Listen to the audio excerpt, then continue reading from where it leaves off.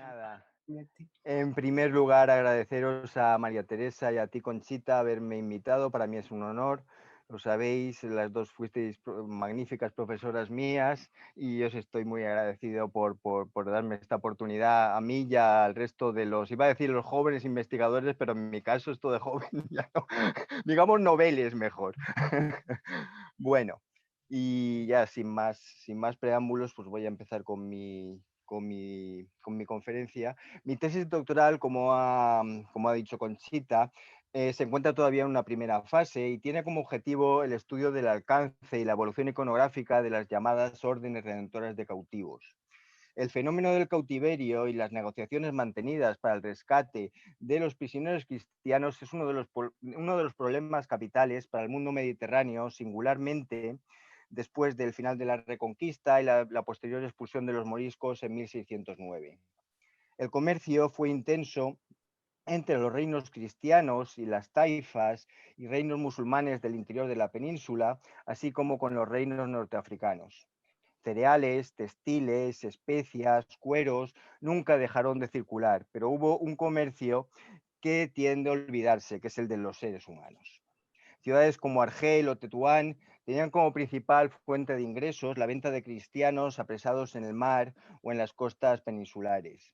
Hasta la creación de las dos órdenes religiosas cuya función principal era la redención de cautivos, estos rescates de prisioneros se basaban principalmente en comerciantes que, aprovechando la libertad de movimientos que les proporcionaba su oficio, hacían de intermediarios entre las familias de los cristianos que eran apresados y sus captores musulmanes. Por otro lado, alfaqueques en Castilla o exeas en Aragón, en el Reino de Aragón, eran rescatadores profesionales enviados a territorio musulmán por los vecinos de las localidades afectadas por saqueos y batallas. La redención de cautivos era considerada una obra de caridad que afectaba a toda la comunidad cristiana. Eso explica que a finales del siglo XII y comienzos del XIII surgieran las dos órdenes religiosas que iban a monopolizar la redención de cautivos durante toda la Edad Moderna. Por un lado, la Orden de la Trinidad, que fue fundada en Francia por San Juan de Mata y San Félix de Valois en 1198 y confirmada por Honorio III en 1217. Su difusión fue muy notable en toda Europa a lo largo de toda la Edad Media. Y por otro lado, la Orden de la Merced, que en principio fue llamada también de Santa Eulalia o de la Limosna de Cautivos, fue creada por San Pedro Nolasco en 1218 con el apoyo de la corona aragonesa, razón por la cual Jaime I es considerado cofundador y patrono de la orden. Esta orden fue confirmada por Gregorio IX en 1235. Cuenta la leyenda de la fundación que en 1218 San Pedro Nolasco, que era comerciante de telas barcelonés, ya entonces recaudaba limosnas para redimir cautivos y organizaba expediciones para tal fin.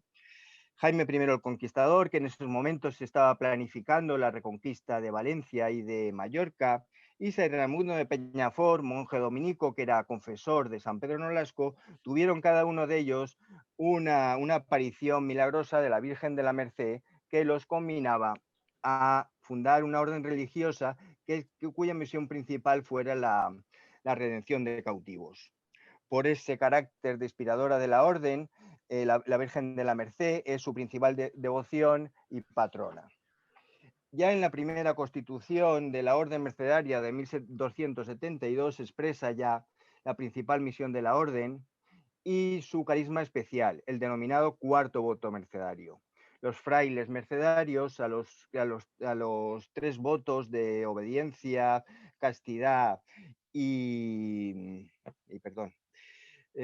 castidad, pobreza y obediencia, unen un cuarto voto consistente en la obligación de ofrecerse como rehenes si fuera preciso a cambio de la liberación de cautivos que podían caer en el peligro de la apostasía para mejorar sus penosas condiciones de vida. Es singular el hecho de que hasta finales del XVI, casi 400 años después de la fundación de la orden, esta carezca de imágenes devocionales propias, así como de crónicas dedicadas a explicar su historia. Con la Reforma Protestante comienza lo que se denominó la Reconquista de la Fe. Los mercedarios en estos momentos van a centrar sus esfuerzos en liberar al creyente de la esclavitud de la herejía, y el papado se va a apoyar en esta orden para ejecutar las directrices de Trento. La orden en estos momentos va a adecuar sus monasterios como centros didácticos que en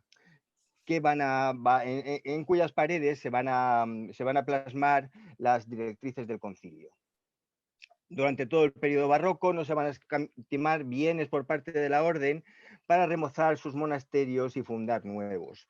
De estos momentos proceden series pictóricas como la encargada Alonso Vázquez y Francisco Pacheco para la Merced sevillana, la de Pedro de la Cuadra para la Merced de Valladolid, la de Zurbarán también para el claustro de los Bojes de la Merced sevillana, y asimismo en estos momentos el padre Sanchís, que era vicario provincial de la Merced Valenciana, encargó a Jerónimo Jacinto de Espinosa y a Pablo Pontons una serie para decorar el desaparecido convento de la Merced Valenciana y el monasterio del Puig. Y ya entramos en la figura de Jerónimo Jacinto de Espinosa. A mi entender, se hace necesario un estudio global que actualice la obra y figura de Jerónimo Jacinto de Espinosa. Hay que tener en cuenta que desde la pequeña obra que le dedicó el profesor Pérez Sánchez ya en 1972 y la posterior exposición que comisarió él mismo a final de 2001, solamente se han hecho estudios parciales dedicados al pintor. Jerónimo Jacinto de Espinosa fue un autor muy prolífico, como señala Pérez Sánchez. Tras la muerte de los Ribalta en 1628 y la posterior de Orrente en 1645, Espinosa se convirtió en el pintor más importante del Reino de Valencia durante más de 20 años. Esto motivó que se multiplicaran sus encargos, casi todos ellos procedentes de la Iglesia. Sin embargo, muchas de sus obras se perdieron durante la Guerra Civil, a lo que hay que añadir el deficiente estado de conservación de muchas de las obras. En los últimos años se viene haciendo un esfuerzo por parte de las instituciones de puesta en valor de la obra de Espinosa mediante programas de conservación y restauración. A ello debemos añadir la vitalidad del mercado del arte en torno a la figura de Espinosa, y periódicamente salen a la venta nuevas obras atribuidas al pintor.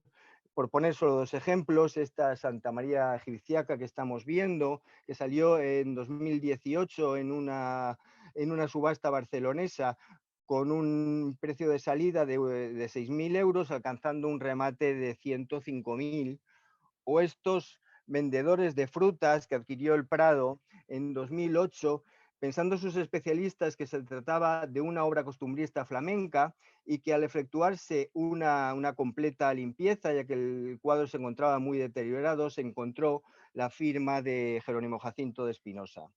Este cuadro de tema costumbrista abre nuevos campos de estudio sobre un pintor que hasta estos momentos era considerado un pintor exclusivamente de pintura religiosa. Jerónimo Jacinto de Espinosa es posiblemente el autor más valenciano de la denominada Escuela Valenciana de Pintura del 17. Hay que tener en cuenta que Ribalta, considerado fundador de esta escuela, nació en Solsona, Lérida, y se formó artísticamente en Madrid, en contacto con el foco escurialense. Por otro lado, otro de los pintores de esta escuela, Orrente, era murciano, como sabemos, y había trabajado en Italia y Toledo en contacto con los focos veneciano y toledano.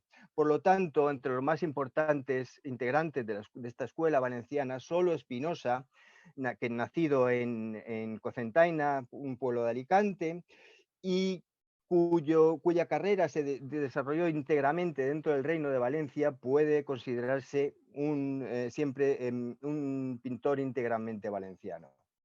Hijo del pintor Jerónimo Rodríguez de Espinosa, Jerónimo Jacinto nació, como hemos dicho, en Cocentaina, donde su padre, nació en Valladolid, había acudido a trabajar. Hacia 1612, siguiendo al padre, se trasladó la familia a Valencia, donde Jerónimo Jacinto, que ya habría colaborado en el taller del padre, entró en contacto con el incipiente naturalismo que en esos momentos representaba la figura de los Ribalta en Valencia. Así, La extensa producción de Jerónimo Jacinto siempre estará enmarcado dentro de este naturalismo barroco, un movimiento que pretende abandonar el idealismo platónico renacentista para realizar un discurso teológico mucho más eficaz, tomando modelos del natural. Toda la pintura, perdón, toda la pintura valenciana de segunda mitad del XVII puede considerarse deudora de las influencias de Spinoza. Por citar solo algunos ejemplos, estos de Orient, Pablo Pontons, Urbano Fos o los murcianos Gilarte, Senén Vila o García Hidalgo reciben claramente las influencias de Spinoza.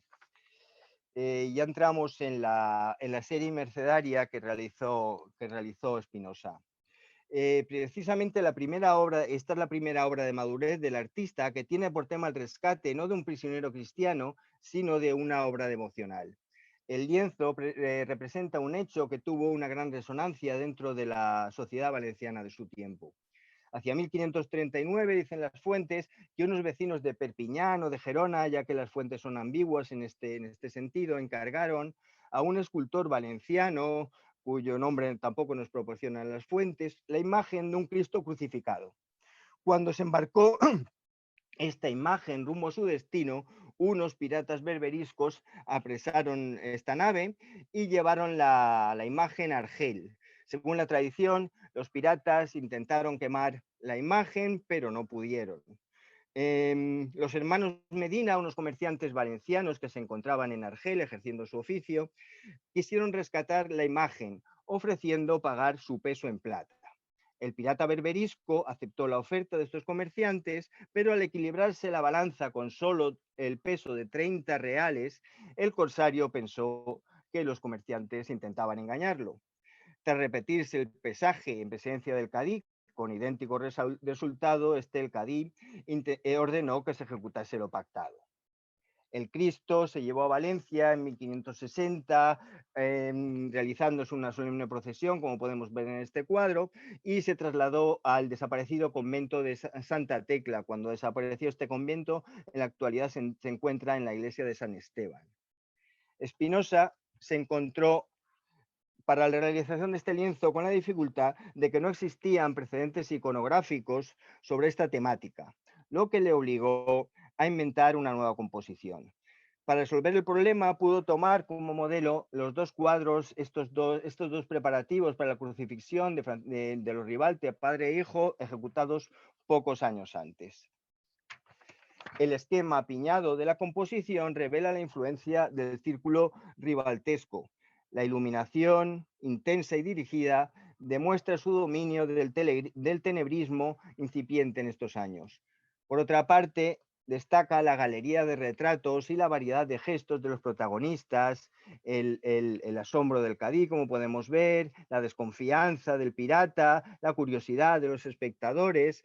Asimismo, la obra revela el dominio del detalle y la representación de las naturalezas muertas propia de Jerónimo Jacinto de Espinosa. Fray José Sanchís nació en Valencia y desempeñó importantes cargos en la orden mercedaria. Desde 1659 fue nombrado vicario provincial de Valencia y en 1664 maestre general. En 1673 fue nombrado obispo de Segorbe. A partir de 1644 regentó una cátedra en la Universidad de Valencia. Precisamente esta obra pertenece a la galería de profesores ilustres de la Universidad Valenciana, en cuyo paraninfo se encuentra en la actualidad. Desde su nombramiento como vicario provincial, el padre Sanchís se esforzó en dotar a los conventos mercedarios con lienzos que exaltasen la historia de la orden con el fin de promocionar las canonizaciones de sus mártires. A sus iniciativas se debe la serie encargada a Espinosa y Pontons para decorar, como decimos, el desaparecido convento valenciano y el monasterio del Puig. Destaca en este retrato oficial la monumentalidad del personaje y las dotes de Spinoza como retratista, que es capaz de transmitir la personalidad y el carácter del retratado. Fray José Sanchís mira intensamente al espectador, mientras al fondo podemos ver la silueta de un convento que se cree que es el desaparecido valenciano. La oscuridad del celaje contrasta vivamente con el blanco amarillento del hábito del mercedario. Ese juego de luces del paisaje, además del talento de Spinoza para plasmar las calidades textiles, parecen entroncar con la obra de Zurbarán. Precisamente el profesor Pérez Sánchez, apoyándose en el hecho de que de 1640 al 46 no existen referencias documentales ni de trabajos de este pintor, de Spinoza, especula, aunque sin apoyo documental, de la posibilidad de una estancia de Spinoza en Sevilla durante estos años. Lo que es evidente es la influencia de Zurbarán, la clara influencia de Zurbarán en la obra de Spinoza, sobre todo en esta serie mercedaria. Y pasamos a este milagroso hallazgo de la Virgen del Puig, que muestra la milagrosa visión de San Pedro Nolasco, en la que Cristo le señala, como podemos ver con la mano derecha, el camino de estrellas que debe seguir para hallar la Virgen del Puig bajo la campana, que la oculta. Mientras con la izquierda anuncia que ese hallazgo se va a convertir en crucial para la toma de Valencia. San Pedro Nolasco acompañó tanto a Jaime I en la toma de Valencia como a Fernando III el Santo en la toma de Sevilla, lo que demuestra la clara vinculación de la Orden de la Merced tanto con la corona aragonesa como con la castellana. Según la tradición, tras establecer Jaime I un campamento en el Puig, distante solamente unos 12 kilómetros de la ciudad de Valencia, para tomarlo como base para la conquista de la ciudad, como decimos, se estableció allí un campamento y los soldados que vigilaban por la noche veían caer todas las noches 7 estrellas en un determinado lugar. Informado San Pedro Nolasco, ordenó cavar un hoyo en este lugar y apareció la imagen de la Virgen del Puig. Considerando de esta manera que la Virgen otorgaba su protección a las tropas aragonesas, estas se encomendaron a ella y tras la toma de Valencia, Jaime I entregó simbólicamente las llaves de la ciudad a la Virgen del Puig, que se considera también la patrona de la ciudad. Este episodio de carácter local fue incorporado a la orden mercedaria a su iconografía más recurrente, como podemos ver en este cuadro de Zurbarán. Por otro lado, podemos ver en el otro cuadro cómo San Pedro Nolasco acompaña a Fernando III en la conquista de Sevilla. Comparando ambas, la obra de Zurbarán y la obra de Spinoza, podemos ver cómo la obra de Zurbarán se centra en la descripción del acontecimiento según lo relatan las crónicas mercedarias, mientras la obra de Zurbarán presenta un carácter más místico, destacando la conexión estética entre Cristo y San Pedro Nolasco. Destaca asimismo el carácter severo y monumental de las dos figuras, así como las tonalidades cálidas propias del periodo de madurez del artista, y la dorada luz que, a diferencia de otras obras más tenebristas, aquí inunda toda la escena. Esta obra procede del testero de la Enfermería de la Merced Calzada de Valencia, como podemos apreciar por el escudo que se encuentra en el ángulo inferior izquierdo. Este pertenece a Fray Diego Serrano, que fue maestre general y obispo de Segorbe también, y aquejado de una grave enfermedad, perdón, en 1652 encargó esta obra, que debió de servir como exvoto para agradecer su curación. El lienzo evoca un pasaje de la vida del santo, que estando muy enfermo recibió la visita de la Virgen, que intercedió ante Cristo para que pudiese continuar su labor. En cuanto a la composición, el grupo de frailes presenta un escorzo propio de la obra de Spinoza y destaca asimismo el dominio del retrato del artista, cuyo grupo de frailes presenta un tipo de retrato más naturalista en contraste con la idealización de los rostros de los personajes sagrados, como Dios Padre, que es fiel al modelo creado, muy popular en Valencia, creado por Juan de Juanes. Por otro lado, destaca la expresividad de las manos de todos los protagonistas de este cuadro. Este cuadro Este cuadro estaba en el testero del coro del desaparecido convento valenciano y narra uno de los milagros más conocidos de la orden. Según la tradición, el hermano Lego del convento de Santa Eulalia de Barcelona, que era encargado de despertar para maitines a sus compañeros, se durmió una noche. San Pedro Nolasco, sorprendido por la tardanza de la llamada, se trasladó solo al coro y encontró sentado en la silla prioral a la Virgen de la Merced y en el resto de los sitiales a ángeles ataviados también con el hábito mercedario, como podemos ver, que entonaban himnos maravillosos.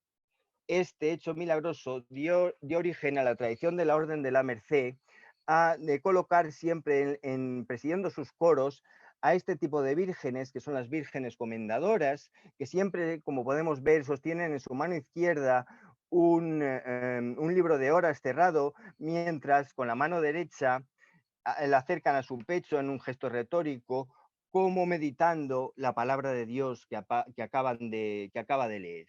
Se trata de una obra que define perfectamente el estilo y el ideal religioso de Spinoza, donde el hecho sobrenatural, el prodigio milagroso, se introduce en la cotidianidad del convento, uniéndose los detalles naturalistas con la atmósfera prodigiosa. En contraste con otro tipo de apariciones marianas de carácter más apoteósico, aquí prima la severidad, la paz del monasterio. La potente iluminación invade la penumbra del coro, haciendo brillar los hábitos de los mercedarios, lográndose un efecto de aparición. En cuanto a este cuadro, se ignora su procedencia, pero la presencia en el registro superior de Santa María de Cervelló en el ángulo izquierdo y de Santa Teresa en el ángulo derecho, escoltando a la Sagrada Familia, hace suponer que se encontrase en un convento de mercedarias o de carmelitas. Destaca la composición frontal y simétrica, un tanto arcaica, de esta obra en dos registros. En el terreno se sitúa la Galería de Santos y en el celeste la Sagrada Familia de las dos monjas santas. Este arcaísmo frontal de la composición contrasta vivamente con el naturalismo y la individualización de la galería de retratos, singularmente los masculinos de los santos. Por otro lado, en esta obra destaca el dominio del color de Spinoza, que permite suponer un estudio de los vibrantes modelos venecianos que pudo conocer Spinoza a través de la obra de Orrente. En cuanto a esta misa de San Pedro Pascual, estaba situada en la biblioteca del convento valenciano, fue encargado de 1660 a Spinoza por José Sanchís, en cuyo generalato Clemente X canonizó al santo solo 10 años después, en 1670. Hay que tener en cuenta que Urbano VIII en 1625 había prohibido el culto público a los siervos de Dios no beatificados. Este decreto reavivó los esfuerzos mercedarios por canonizar a sus mártires. Según las crónicas, San Pedro Pascual decidió ingresar en la orden mercedaria en 1250, estudió teología en París, escribiendo varias obras, entre las que destacan varias dedicadas al misterio inmaculista, razón por la cual es considerado primer doctor de la Inmaculada. Nombrado obispo de Jaén en 1297, ese mismo año organizó un rescate de cautivos en Granada, encabezándolo él mismo. Nada más llegar a Granada, lo detuvieron las autoridades islámicas, acusándolo de adoctrinar a musulmanes, condenándolo a muerte. Cuenta la tradición que la noche de su muerte estaba diciendo misa y se le apareció el Jesús niño que le ayudó como monaguillo. Una vez en el acto de acción de gracias entraron los verdugos y lo decapitaron. Esta es la iconografía más repetida del santo, el pasaje de la última misa. Como podemos ver, San Pedro Pascual abstraído comprueba cómo es el mismo Jesús niño el que le asiste como monaguillo acercándole la vinajera y el misal. El niño lleva en su pierna derecha, como podemos ver, un grillete, aludiendo a la misión redentora del santo, que finalmente le conducirá al martirio que se anuncia en un sable que se vislumbra a los pies del niño. Al fondo podemos ver la mitra sobre alguna de las obras que escribió el santo. El lienzo destaca por el realismo y la expresividad del retrato del santo, y por otra parte sobresale el tratamiento de luces y sombras, además del detallismo con que están resueltos los brocados de la casulla del santo, consiguiendo un efecto de volumen muy característico de Spinoza, que fue calificado por Pérez Sánchez como de atapizado. Un volumen que también podemos apreciar en este San Lorenzo, cuya dalmática, como podemos ver, procede del mismo terno que sin duda sirvió de modelo al pintor. Por otro lado, tenemos este San Ramón Nonato, que fue canonizado en 1657, por lo que esta obra pudo servir para conmemorar este hecho. Las crónicas mercedarias sitúan el nacimiento del santo en torno a 1200. Su verdadero apellido era Sarró, pero recibió el de Nonato porque su madre murió antes de dar a luz, y su benefactor, el vizconde de Cardona, ordenó que se abriese el vientre de la madre para así impedir la muerte del niño. Muy joven ingresó en la orden mercedaria, y las fuentes señalan que realizó múltiples redenciones, algunas de ellas acompañando a San Serapio. El acceso al cardenalato de San Ramón es una cuestión discutida. Asimismo, las fuentes tampoco se ponen de acuerdo en cuanto a las circunstancias de su muerte. Lo que sí se ponen de acuerdo es, bueno, San Ramón Nonato acudió a ver al Papa, y antes de partir para este viaje, estando despidiéndose de los vizcondes de Cardona en su castillo, enfermó y pidió los sacramentos, ocurriendo este prodigio eucarístico por el que es más conocido el santo. Refieren estas tradiciones que el santo, al sentirse morir y ver que tardaba el sacerdote, pidió a Dios que le ofreciera el auxilio de su cuerpo sacramentado. En ese momento sería el mismo Cristo, ordenado de un coro de ángeles, vestido con los hábitos mercedarios, que le ofreció la Eucaristía. Esta exaltación eucarística es una de unas cuestiones centrales del Concilio de Trento, y proliferaron entonces asuntos como estos viáticos de los últimos momentos de los santos, como podemos comprobar en esta última comunión de la Magdalena, también del pintor de Cocentaina. El ascendente zurbaranesco se puede apreciar en el juego de luces del paisaje al que se abre la estancia, así como sobre todo al juego textil, al juego de calidades textiles que se expresa en las vestimentas del santo. El pesado hábito mercedario de lana contrasta vivamente con la ligereza del alba y con la calidad terciopelada y brillante de la muceta superior del santo.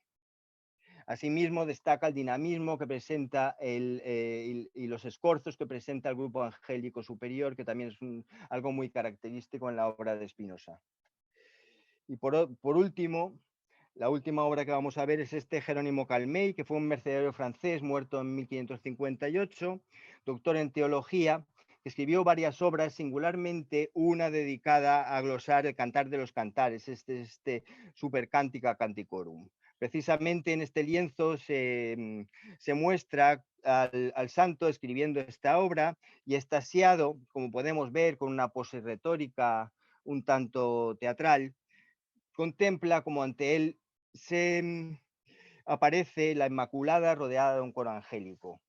Se trata de una obra en donde la imagen juega un papel político, fomentando en este caso la consecución del dogma inmaculista, objetivo que unió tanto a Iglesia como a Corona española. Aunque no se consiguió esta declaración dogmática, solo un año después de realizarse este cuadro, es decir, en 1661, Alejandro VII redactó un breve pontificio que refrendaba la creencia de la Iglesia en la concepción inmaculada de María, breve que originó grandes fiestas en toda España y singularmente en la ciudad de Valencia.